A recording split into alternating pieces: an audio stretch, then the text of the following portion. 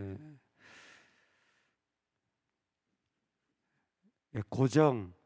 고정함은 무엇인가를 딱 어떤 곳에 고정하는 것은 영원함과 연결되어집니다.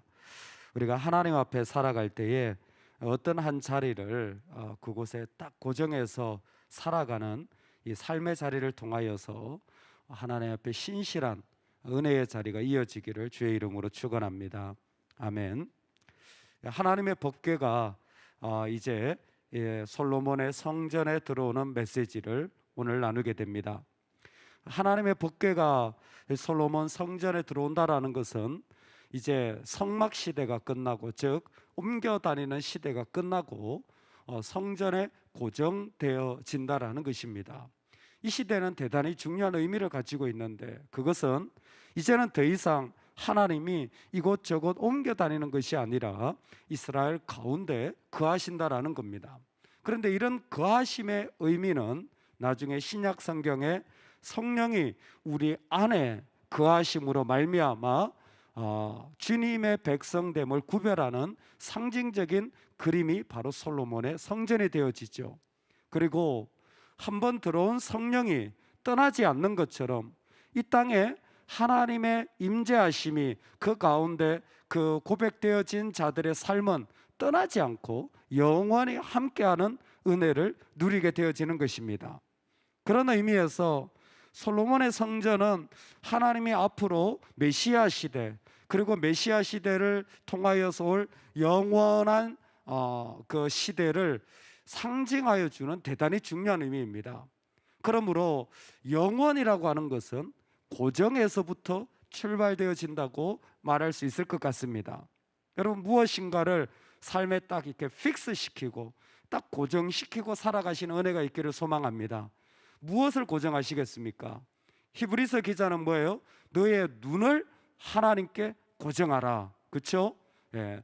히브리서는 눈을 하나님께 고정하라는 거예요. 뭘 고정하시겠습니까? 여러분, 시간을, 삶을, 내 삶의 자리에 무엇인가를 딱 고정하는 것은 내 영혼과 연결되어져 있습니다. 이건 자녀 교육에도 마찬가지입니다. 우리 자녀들의 삶에 무엇인가를 딱 고정시켜 주는 것, 뭘까요? 예배죠. 주일을 예배하는 것, 이걸 고정시켜 주는 게 대단히 중요합니다.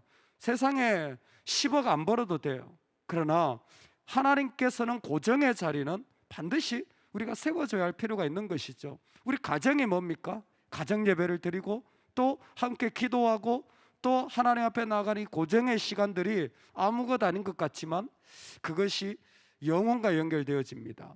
아니, 왜 고정이 영혼과 연결되어집니까? 사실 잘못 고정시키면요, 그게 역효과를 불러올 수도 있습니다. 그게 오히려 인간적인 율법이 되어질 수도 있어요. 이거 꼭 해야 돼. 근데 여기에서 고정이 뭡니까? 하나님의 법궤를 옮기는 거예요. 하나님의 법궤를 그곳에 있게 하는 겁니다. 바로 언약의 신실함을 나타내시는 것이죠. 하나님의 신실함을 그 가운데 드러내는 것입니다. 그러면 그게 어떤 의미를 가지는지, 어떤 고정을 해야 되는지 오늘 말씀 가운데서 조금 더 살펴보면 좋겠습니다. 먼저는 이스라엘 장로들과 각 지파의 족장들을 데리고 와서 법궤를 옮겨가게 됩니다. 지금까지는 법궤는 예루살렘에 있고 성막은 기브온에 있었습니다. 이게 참 독특하죠.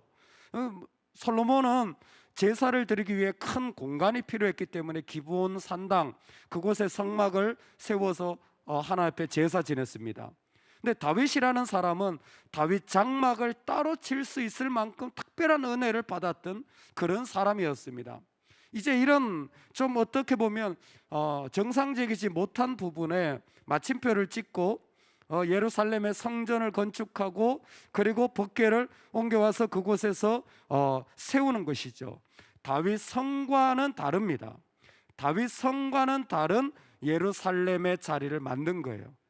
여러분, 오늘날의 예루살렘은 다윗 성과 성소 자리가 하나로 포함되어 있습니다. 근데 이때까지만 하더라도 다윗 성과 예루살렘 자리, 그 성소는 구별되어져 있는 그런 자리로 보여지는 것이죠. 일곱째 달, 바로 속죄일과 초막절이 있는 그 달에 이 법궤를 옮깁니다. 아마 솔로몬이 의도적으로 하나님의 감동 가운데 이 초막절을 잇는 그 달을 택한 것 같아요. 초막절이 이스라엘이 광야에서 나와서 광야 생활했던 그 텐트 생활, 그 천막을 쳤던 것을 기념하는 절기 아닙니까? 이제는 뭐예요? 광야의 임시적인 거처가 아니라 영원한 거처로 옮겨지는 것입니다. 그때에 온 이스라엘이 하나가 되어서 다 모이고, 그리고 레위는 그 진행을 돕고, 제사장은 궤를 어깨에 메고, 그리고 솔로몬은 셀 수 없는 양과 소로 제사를 지내게 됩니다. 각자 하나님 앞에 드릴 수 있는 삶의 자리를 아낌없이 내어드리는 것이죠. 솔로몬도 왕이 아니라 한 사람의 제사자로 자신에게 주신 이 물질의 축복을 하나님 앞에 아낌없이 내어드림으로 그 법궤의 자리를 고백하는 것입니다. 이 전부가 다 내 것, 내 백성 아니라 하나님의 백성입니다라는 왕으로서는 너무 중요한 고백을 지금 올려드리고 있는 것입니다. 여러분, 그런데 우리는 법궤를 옮길 때마다 약간의 인간적인 긴장감을 떨칠 수가 없습니다. 고정시킬 때도 마찬가지입니다. 이게 과연 제대로 하는 것인가라는 것이죠. 그렇죠? 법궤를 옮길 때 우사가 죽은 일이 있었습니다. 수레에 옮겼다가. 그래서 다윗도 못 가지고 왔잖아요. 제대로 하는 거 맞나? 두 번째는 이거 하나님이 기뻐하실까라는 거예요. 여러분, 이 땅에 있는 일들 가운데 하나님이 기뻐하실까라고 묻는다면 다 답이 나오지 않습니다. 왜? 하나님은 한 번도 성전을 요구하신 적이 없어요. 하나님은 한 번도 성전을 지으라고 하신 적이 없어요. 하나님은 이스라엘 백성 가운데 거하시겠다고 했지 내가 빌딩이 필요하다라고 하신 적이 없어요. 다윗의 소망이었고 솔로몬은 그걸 이어받아 하나님께 허락 맡아서 하는 것 뿐이에요. 그러니까 성전을 지어놓고 이거 하나님 기뻐하실까? 여러분, 우리가 하나님을 기쁘시게 하는 일들을 하며 가지는 질문이 이 두 가지가 똑같을 겁니다. 내가 제대로 하고 있는 거 맞나? 이거 하나님 기뻐하시는 방식이 아니면 어떡하지? 그리고 정말 이걸 하나님이 받으실까? 하나님 기뻐하실까 묻는다면 어떤 부분에서 많은 부분이 답이 없습니다. 하나님은 성전에 법궤를 옮기는 이 모습을 통하여서 우리가 고정을 하려고 할 때 그것이 영혼과 이어지지만 얼마나 그것이 잘 분별되어져야 하는지를 말씀해 주고 계신 것 같습니다. 사실 제대로 하는가, 말씀을 따라서 어깨에 메고 그리고 하나님 기뻐하실까 잘 모르겠어요. 그러나 최선을 다해서 자기가 가지고 있는 정성을 다해 제사를 하며 온 마음으로 온 이스라엘이 다 와서 그래서 이 하나같이 드리는 이 모습, 그것밖에는 설명할 길이 본문에서는 없습니다. 그런데 놀랍게도 무언가 미진할 수도 있었을 텐데, 죄인이 하는 일이 그렇죠. 그리고 최선을 다해서 정말 내 것을 온전히 내어드렸는데 이거 하나님이 원하셨나라고 물으면 답할 수도 없을 텐데, 하나님은 그 중심을 기뻐하시는 분이십니다.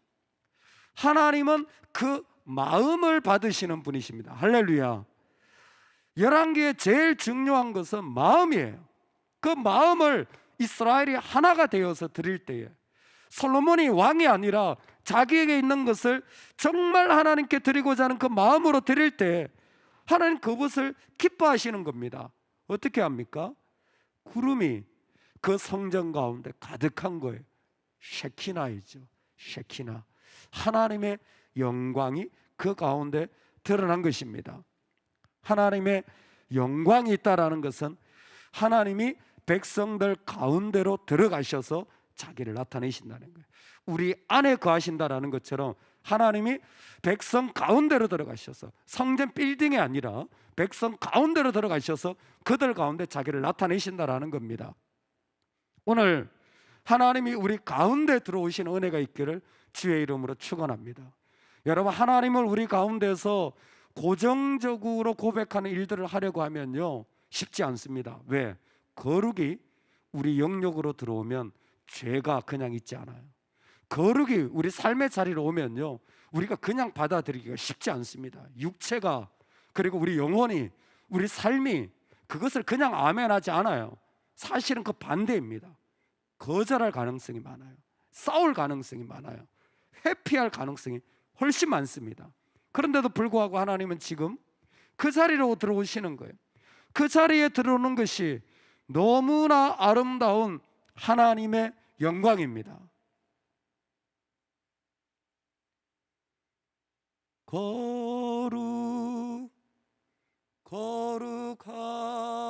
거룩하다 만군의 여호와, 그 영광이 온 땅에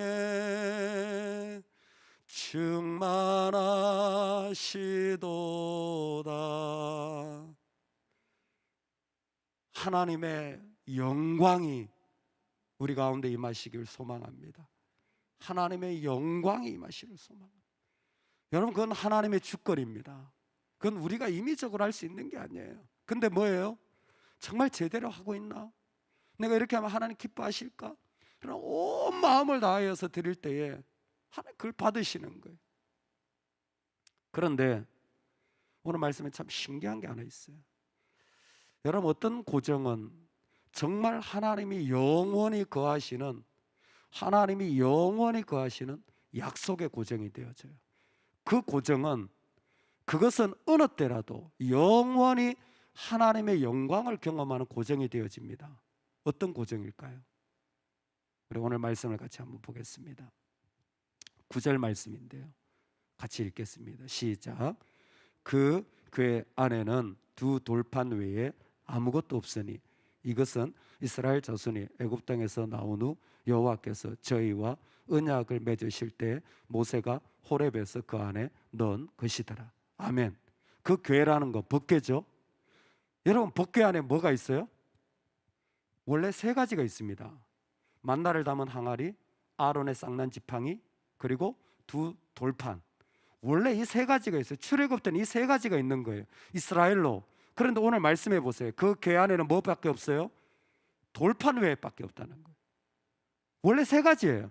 근데 뭐예요? 솔로몬 시대 오니까 돌판밖에 없다라는 거예요. 그래서 법궤 안에는 돌판밖에 없습니다. 이제 달라졌어요. 왜 이런 일이 일어났을까요? 이것은 나중에 열왕기를 추적해서 보면 됩니다. 나중에 히스기야가요, 이스라엘 가운데 파괴시키는 게 하나가 있는데, 그게 뭐냐면 모세의 놋뱀 형상입니다. 광야에서 놋뱀을 들자 그 불뱀에 물렸던 자들이 나왔잖아요. 이스라엘 백성이 어떻게 하냐면요, 이걸 미신처럼 숭배하고 있는 거예요. 이게 예수 그리스도를 상징하는 표징일 뿐인데 이걸 숭배하고 있는 거예요. 이거 아니다, 이거는 상징이다. 근데 뭐예요? 사람의 심령이 이거 있어야 되는 거예요. 이거 있어요. 이거 없으면 뭔가 이상한 거예요. 지금 솔로몬이 보기에 이스라엘 백성들이 지금 이 시대에 뭐예요? 만나를 담은 항아리, 광야의 기적 아닙니까? 아론의 쌍난 지팡이, 기적 아닙니까? 기적과 이사를 쫓아다니는 이런 것들이 미신처럼 그들 가운데 아마 있었지 않았나 생각합니다. 그래서 뭐예요? 그게 없어져 버렸어요. 파괴시켜 버렸어요. 법궤 안에는 뭐만 있어요? 돌판만 있는 거예요. 돌판이 뭡니까? 말씀이에요. 기적과 이적은 사라지지만 말씀은 그 가운데 있는 거예요. 말씀은 영혼과 연결되어집니다. 여러분, 우리가 꼭 고정시켜야 될 한 가지를 꼽는다면, 여러 가지가 있겠지만 다른 거 다 없더라도 뭐예요? 풀은 마르고 꽃은 시드나 주의 말씀은 영원하리라. 그래서 내 삶에 나를 세우는 가장 중요한 자리가 어디예요? 말씀을 듣는 자리예요. 말씀 앞에 내가 서는 자리입니다. 여러분, 세상에 일하다가 좀 조셔도 돼요. 말씀 앞에서는 정신을 깨우시기 바랍니다.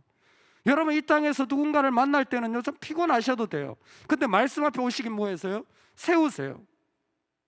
인도네시아 선교 가면요, 정말 배우는 게 이겁니다. 애들이 예배가 있으면요, 반드시 집에 가서 샤워를 하고 하얀색 분을 바르고 옵니다. 예배를 그렇게 와요. 예배를 오려고 하면요, 애들이 학교 갔다가 오더라도 반드시 샤워를 하고 분을 바르고 와요. 그래서 애들이 얼굴이 하얘요. 왜 그러냐면 예배 준비를 한 거예요. 예배를 그렇게 드려요. 말씀 앞에 설 때에 우리가 얼마나 하나님 앞에 정말 서야 되는지, 사실 선교지 가면 훨씬 더 잘 배울 수 있어요.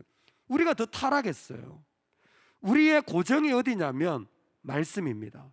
하나님의 임재가 있는 거룩의 자리가 바로 이곳이라는 거예요. 여러분, 성령이 우리 안에 거하시는 고정된 시대를 살고 있습니다. 할렐루야. 우리가 예수 그리스도를 영접할 때 우리도 우리 안에 하나님의 성령이 임하시는 성전이 되어진 거예요. 이 성전이 영원과 연결되어진다는 사실을 날마다 고백할 수 있기를 소망합니다. 그곳이 여호와의 영광이 임하는 인생이 되시길 소망합니다. 정말 내 삶의 마음을 온전히 내어드려서 그 자리가 하나님이 기뻐하시는 자리가 되길 소망합니다. 그러기 위해 다른 건 몰라도요, 나를 말씀 앞에 세우는 자리, 그거 꼭 기도하시면 좋겠어요. 이제 말씀 앞에, 주일 앞에 서고요, 또 아마 이제 공동체별로 이렇게 필사를, 또 말씀을 쓰는 것도 이렇게 같이 하게 될 겁니다. 여러분이 또 오늘 한 날을 지나면서 아마 말씀 읽는 시간도 있겠죠. 그러나 내 마음이, 제일 중요한 건 내 마음이 말씀 앞에 엎드려지는 거예요.